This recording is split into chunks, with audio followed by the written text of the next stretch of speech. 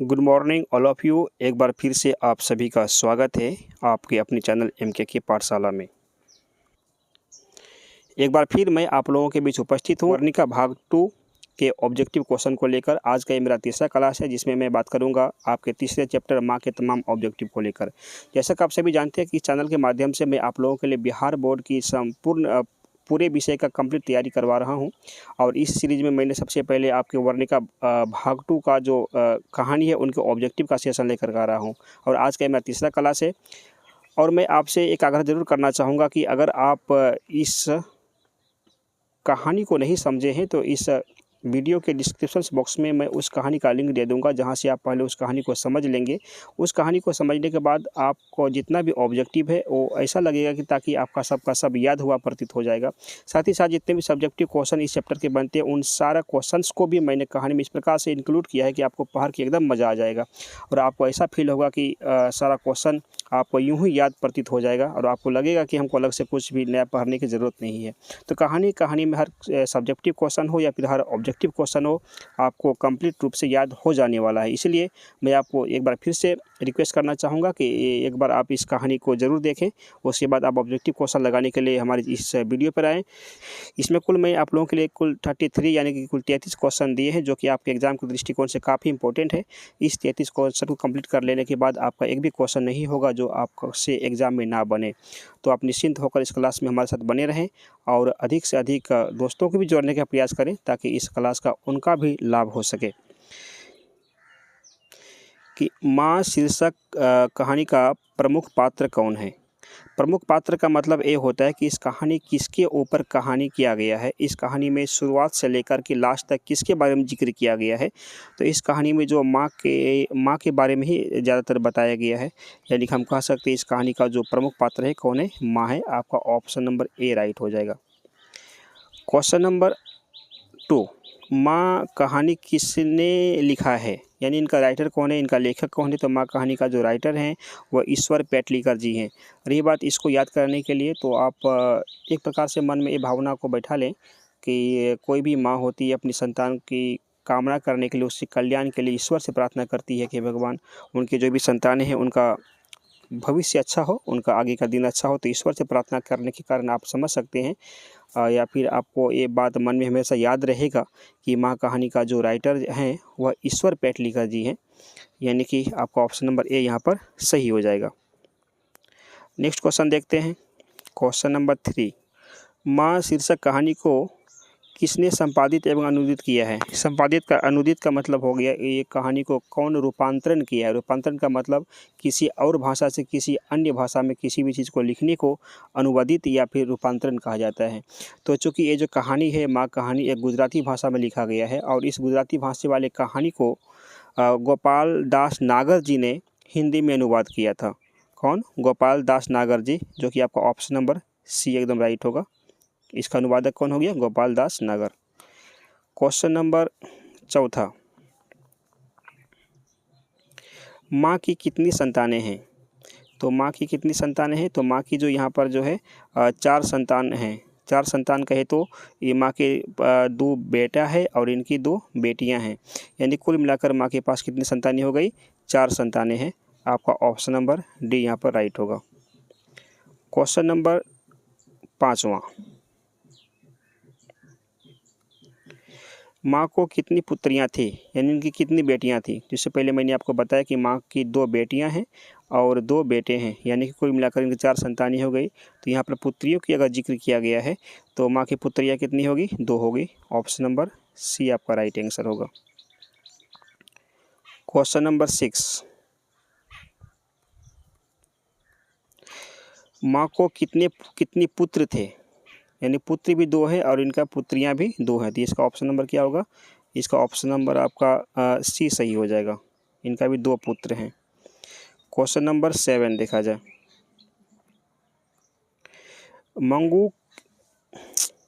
मंगू के अलावा उसकी माँ को कितनी संतानें थी। और यहाँ पे ध्यान देने वाली बात है कि यहाँ पे क्या पूछा गया, यहाँ पे बोला गया मंगू के अलावे, अलावे मतलब मंगू को छोड़ करके। तो माँ की चूँकि कुल 4 संतानें थी, उसमें से मंगू को अगर हटा दिया जाए तो कितनी बचेगी? 3 संतानें, यानी मंगू के अलावे माँ को 3 और संतानें थी। तो यहाँ पर आपका ऑप्शन नंबर बी राइट हो जाएगा, 3 संतान। क्वेश्चन नंबर 8, मंगू की बड़ी बहन कौन थी? तो मंगू की बड़ी बहन का क्या नाम था? कुसुम, सुजाता, कमू या फिर मगम्मा? तो मंगू की बड़ी बहन का नाम कुमू था, जिनकी शादी हो गई थी। अब मंगू सबसे छोटी बहन थी, कुमू का शादी हो चुकी थी, तो यानी उसकी बड़ी बहन कौन हो गई? कुमू, तो कमू। तो आपका ऑप्शन नंबर सी राइट होगा। क्वेश्चन नंबर 9, जन्म से ही पागल है, जन्म से कौन पागल है? तो जन्म से मंगू पागल थी। तो ऑप्शन नंबर आपका डी राइट होगा। जन्म से कौन पागल थे? जन्म से मंगू पागल थी। क्वेश्चन नंबर 10, मंगू जन्म से क्या थी? तो वो जन्म से क्या थी? पागल थी। तो ऑप्शन नंबर क्या हो जाएगा आपका? ऑप्शन नंबर ए राइट होगा। क्वेश्चन नंबर 11, मंगू कब से पागल है? तो मंगू कब से पागल? तो मंगू तो जन्म से ही पागल है, यानी कि ऑप्शन नंबर आपका क्या हो गया? डी राइट होगा। मंगू जन्म से पागल थी। मंगू को भर्ती करने के लिए माँ किसे पत्र लिखकर बुलवाया? तो मंगू को भर्ती करने के लिए माँ ने अपने बड़े बेटों को पत्र लिखा था कि आओ और मंगू को हॉस्पिटल ले जाना है इलाज करवाने के लिए। तो वो अपने बड़े बेटे को खत लिखी थी, यानी कि यहाँ पर आपका ऑप्शन नंबर ए राइट होगा। Question number next, question number 13, माँ शीर्षक कहानी में किसने अपने बड़े पुत्र को घर आने के लिए पत्र लिखवाया? तो माँ जी ने ही अपने बड़े बेटे को पत्र लिखवाई थी, यानी कि यहाँ पर आपका ऑप्शन नंबर ए राइट हो जाएगा, माँ जी। क्वेश्चन नंबर 14, माँ जी किसे गौशाला की उपमा देती थी? उपमा का मतलब होता है गौशाला। माँ जी किसे कहा करती थी? तो माँ जी जो गौशाला अस्पताल को कहती थी। ऐसा इसलिए क्योंकि उनको लगता था कि जो अस्पताल है उसमें रोगियों का या मरीजों का सही से ध्यान नहीं दिया जाता है। इसी कारण से माँ जो है गौशाला उनको इसलिए संज्ञा दे दी थी क्योंकि वहाँ पर किसी का कोई कद्र नहीं होता, फिक्र नहीं होता, ऐसा इनका माँ को मानना था। इस वजह से माँ जो है अस्पताल को ही क्या करती थी? गौशाला कहा करती थी। तो आपका यहाँ पर आंसर क्या हो जाएगा? ऑप्शन नंबर बी सही हो जाएगा। ठीक है, चलिए क्वेश्चन नंबर 15 देखा जाए। मंगू की माँ अस्पताल के लिए किसकी उपमा देती थी? यानी अस्पताल को मंगू की माँ क्या कहती थी? तो अस्पताल को जो मंगू की माँ तो हमेशा गौशाला कहा करती थी, यानी कि आपका ऑप्शन नंबर क्या हो गया? बी राइट होगा। ठीक है, अगला क्वेश्चन देखा जाए। और मंगू को अस्पताल में भर्ती करने के लिए माँ के पुत्र ने किसका ऑर्डर प्राप्त किया था? तो जब उसकी माँ ने अपने बड़े बेटे को पत्र लिखी थी कि आओ घर और मंगू को अस्पताल ले जाना है, तो उसके बेटे ने शहर में ही कागज़ पत्र सारा तैयार कर चुका था और उन्होंने आदेश प्राप्त किया था किससे? कि मंगू को अस्पताल में भर्ती करवाई जा सके। तो मजिस्ट्रेट से लिए थे वो। किससे लिए थे? मजिस्ट्रेट से उन्होंने कागज़ बनवाए थे और वहाँ से ऑर्डर प्राप्त किया था ताकि मंगू को अस्पताल में भर्ती करवाई जा सके। तो आपका ऑप्शन नंबर क्या होगा? बी राइट होगा। अगला क्वेश्चन देखा जाए, क्वेश्चन 17, पागलों के अस्पताल में उपद्रवी मरीजों को कैसे रखा जाता है? यानी जो ऐसा मरीज जो काफ़ी तोड़-फोड़ करते हैं, काफ़ी परेशान करते हैं, उसको वहाँ पर किस प्रकार से रखा जाता था? तो कहाँ में? अस्पताल में या हॉस्पिटल में। वहाँ में उसको बांध के रखते थे, स्वतंत्र खुला छोड़ देते थे, या कमरे में बंद करके रखते थे, या फिर ऊँचे स्थान पर रखा जाता था। तो यहाँ पर जो है उस ऐसे रोगियों को या फिर ऐसे मरीजों को जो ज़्यादा उपद्रवी करते हैं उसे किसी कमरे में बंद करके रखा जाता था, यानी आपका ऑप्शन नंबर सी राइट होगा। अगला क्वेश्चन देखा जाए, क्वेश्चन नंबर 18, ईश्वर पेटलीकर किस भाषा के कथाकार हैं? क्योंकि ईश्वर पेटलीकर जो है गुजरात के रहने वाले थे, इसलिए वो जो किस भाषा के कथाकार हो गए? गुजराती भाषा के कथाकार होंगे। तो यहाँ पर आपका ऑप्शन नंबर सी राइट होगा। वो गुजराती भाषा के कथाकार हैं, लेखक हैं। सॉरी। क्वेश्चन नंबर 19 देखा जाए, इसमें कहा गया है कि रात में रोशनी जलती रहने से इसे नींद नहीं आती, यह किसने कहा था। यानी एक इस लाइन से जो है एक माँ की जो ममता है उनका झलक मिलता है। जब उसकी माँ मंगू को हॉस्पिटल में अपने छोड़ने कर लिए गई थी, तो डॉक्टर से वो कहती थी कि उसकी बेटी मंगू को बहुत ही अच्छे तरीके से ध्यान रखा जाए, सही समय पे इनके खाना दिया जाए, और जो भी इनके कार्य है वो अपने से खुद नहीं कर पाती है, तो इसके हर काम में वह स्वतः ही काम कर दिया करे। और इसी क्रम में वह ये भी बात बोली थी कि रात में जब यह सोती है तो लाइट के अंदर लाइट रहने पर इसे नींद नहीं आती, यानी कि रात में रोशनी जलती रहने से इसे नींद नहीं आती। यह कथन जो है उसकी माँ ने कही थी।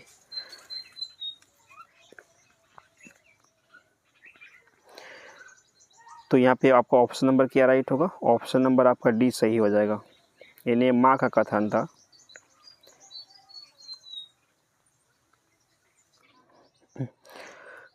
क्वेश्चन नंबर 20, कौन महीना माँ जी का आशा भरा महीना था। आशा भरा महीना बोले तो गांव में किसी पंडित जी किसी साधु ने उसके माँ को एक कहा रखा था कि जब अगहन महीना आएगा ना तो मंगो ठीक हो जाएगी। तो उसकी माँ को एक प्रकार से उम्मीद जग गया था कि शायद अगहन महीना में उसकी मंगू ठीक हो जाए। इस प्रकार से कहा जाता है कि अगहन महीना जो था मंगू की माँ के लिए एक आशा भरा महीना था, एक उम्मीद था उनको कि मंगू इस महीना में शायद ठीक हो जाए। तो आपका यहाँ पर कौन सा ऑप्शन होगा, ऑप्शन नंबर सी सही होगा, अगहन महीना, है ना। तो अगला क्वेश्चन देखा जाए, क्वेश्चन नंबर 21, खून की सगाई किनकी प्रसिद्ध कहानी है। यानी खून की सगाई एक प्रकार से कहानी है, इसके लेखक जी कौन है।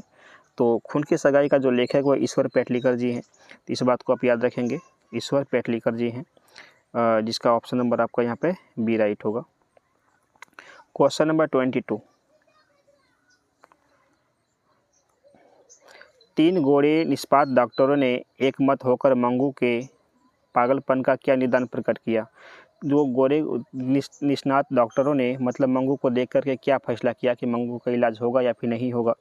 तो डॉक्टरों ने जब इनका जांच किया तो उसे पता लगा कि इसका जो है इसका पागलपन को मिटाना संभव नहीं है, है ना।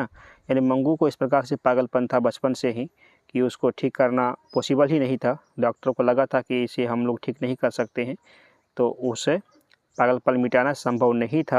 यानी कि आपका ऑप्शन नंबर सी राइट होगा। लेकिन मंगू को फिर भी हॉस्पिटल में भर्ती तो कर लिया गया था, लेकिन मंगू को ठीक नहीं किया जा सका। अनंततः मंगू का मृत्यु हॉस्पिटल में ही हो जाता है। बहुत ही दुख भरी कहानी है ना। जब आप इस कहानी को सुनेंगे तो बहुत ही मज़ा भी आएगा, बहुत ही, क्योंकि जितने भी पाँचों के पाँचों कहानी इस पुस्तक में दी गई है काफ़ी रोचक है। आप क्वेश्चन नंबर 23,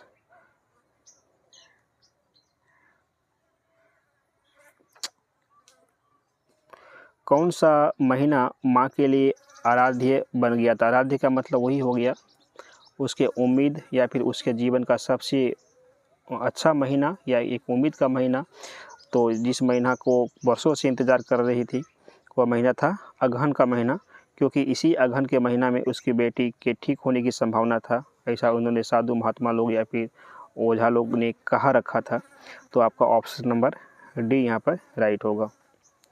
नेक्स्ट क्वेश्चन देखा जाए, क्वेश्चन नंबर 24, मंगू की प्राकृतिक मौत को माँ क्या मानती थी। क्योंकि देखो मंगू इतनी तकलीफ़ में रहती थी और वह इतना बेबस थी, इतनी लाचार थी कि वह अपने से कुछ भी काम नहीं किया करती थी। इस स्थिति को देखकर माँ भी कभी कभी बहुत दुखी हो जाती थी कि जब माँ न रहेगी इस दुनिया में तो उनका इस प्रकार से ख्याल कौन रखेगा। तो क्योंकि भाभियाँ लोग तो उनसे चिढ़ती भी थी और भाई लोगों को भी उतने मतलब नहीं था मंगू से। इस प्रकार से ये सभी बातें को सोचकर मंगू की माँ काफ़ी परेशान हो जाया करती थी और उसे लगता भी था कि अगर मंगू मर भी जाए तो एक प्रकार से उसके सर से बोझ हट जाएगा, उनसे छुटकारा मिल जाएगा। वो भी कैसी मौत? प्राकृतिक मौत, मतलब अपने आप मरे। उसको तो कोई माँ अपने आप से तो नहीं मार सकती है ना, तो अपने आप से मर जाने का मतलब वो समझती है कि एक प्रकार से इनका भी ज़िंदगी तर जाएगा, उसे छुटकारा मिल जाएगा। और क्योंकि एक न एक दिन तो इसे बहुत ही कष्ट होना है, इसलिए वो चाहती है कि भगवान इसे पहले ही उठा ले तो ज़्यादा बेहतर है। यानी प्राकृतिक मौत को उसकी माँ छुटकारा समझती थी। तो यहाँ पर आपका ऑप्शन नंबर क्या होगा? ऑप्शन नंबर सी राइट होगा। क्वेश्चन नंबर देखा जाए 25। इसमें बोला गया कि काला पानी किसका लोकप्रिय उपन्यास है ना? तो काला पानी लोकप्रिय उपन्यास जो है वह ईश्वर पेटलीकर जी का है। आप इस बात को भी याद रखेंगे। आपका ऑप्शन नंबर ईश्वर पेटलीकर जी का आपका ऑप्शन नंबर यहाँ पर डी राइट होगा, है ना? ऑप्शन नंबर डी सही होगा। नेक्स्ट क्वेश्चन देखा जाए 26।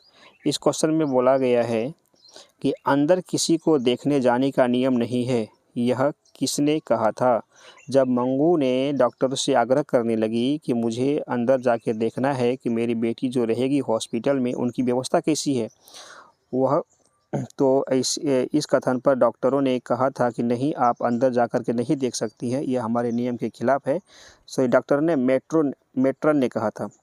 तो मेट्रन ने कहा था, तो यहाँ पर आपका क्या हो जाएगा? मेट्रन, है ना? मेट्रन ने कहा था किसको? मंगू को, कि आपको जाने की परमिशन नहीं है, इसलिए आप अंदर नहीं जा सकती हैं। तो यहाँ पर आपका ऑप्शन नंबर क्या होगा भाई? ऑप्शन नंबर ए आपका राइट होगा। ठीक है, अगला क्वेश्चन देखा जाए, क्वेश्चन नंबर 26। इस क्वेश्चन में कहा गया है कि माँ कितने बजे रात को हॉस्पिटल से घर लौटकर आई? तो माँ जब हॉस्पिटल से घर लौटकर आई थी तो उस समय रात 10:45 हो चुका था। 10:45 बोले तो 11:15 का समय हो गया था। यानी कि आपका जो ऑप्शन नंबर है, ऑप्शन नंबर सी राइट होगा। अगला क्वेश्चन, क्वेश्चन नंबर 28। इस क्वेश्चन में बोला गया है कि माँ किस भाषा से अनुदित कहानी है? यानी माँ जिस कहानी को अभी हम लोग हिंदी में पढ़ते हैं, गोधुल वर्णिका भाग 2 में, यह कहानी मूल रूप से किस भाषा में लिखा गया था? तो यह कहानी जो है शुरुआत में गुजराती भाषा में लिखी गई थी। गुजराती भाषा से ही इसको रूपांतरण करके हिंदी भाषा में लिखा गया है। यानी कि आपका ऑप्शन नंबर ए यहाँ पे राइट होगा। क्वेश्चन नंबर अगला देखा जाए, क्वेश्चन नंबर 29। इस 29 नंबर क्वेश्चन में कहा गया है कि मंगू को लोग कहाँ भर्ती कराने की सलाह देते थे? कहाँ भर्ती करने की सलाह देते थे कि भाई मंगू को भर्ती करवाओ, इनका इलाज करवाओ, ऐसे कब तक रहेगी? तो लोग जो है हमेशा क्या करने के लिए हॉस्पिटल में इलाज करवाने की सलाह देते थे। लेकिन हॉस्पिटल को जो इसकी मंगू की माँ क्या समझती थी? गौशाला समझती थी। उनको लगता था कि वो अपनी मंगू को गौशाला भेजने के लिए लोग जिद कर रहे हैं। तो यहाँ पर आपका आंसर क्या होगा? गौशाला हो जाएगा। Next question number 30। इस 30 नंबर क्वेश्चन में है कि ईश्वर पेटलीकर कहाँ के लोकप्रिय कथाकार हैं? तो पहले बताया था कि ईश्वर जो पेटलीकर जी जो हैं वह गुजरात के एक बहुत ही अच्छे लेखक हैं। तो उसी क्षेत्र के, उसी भाषा के ये जो ईश्वर पेटलीकर जी हैं काफ़ी प्रसिद्ध और लोकप्रिय कवि रहे हैं। यानी कि आपका ऑप्शन नंबर ए यहाँ पे राइट होगा। Question number 31। शहर के कन्या मध्य विद्यालय में पढ़ने वाली गांव की एक लड़की पागल हो गई थी, उसका नाम क्या था? तो थी वह भी अचानक से पागल हो गई थी। तो यहाँ पे आपका ऑप्शन नंबर क्या राइट होगा? ऑप्शन नंबर ए सही होगा। ठीक है, अगला क्वेश्चन देखा जाए, क्वेश्चन नंबर 32। मजिस्ट्रेट से ऑर्डर किस लिए प्राप्त किया गया था? तो मजिस्ट्रेट से उनके बड़े बेटे ने, यानी कि मंगू के बड़े भाई ने ऑर्डर प्राप्त किया था ताकि मंगू को हॉस्पिटल में भर्ती करवाया जा सके और उनका इलाज हो सके। तो किस लिए? तो अस्पताल में भर्ती करवाने के लिए। तो आपका यहाँ पे ऑप्शन नंबर ए राइट होगा। नेक्स्ट चलते क्वेश्चन नंबर देखा जाए 33 और आज का ये आखिरी क्वेश्चन है।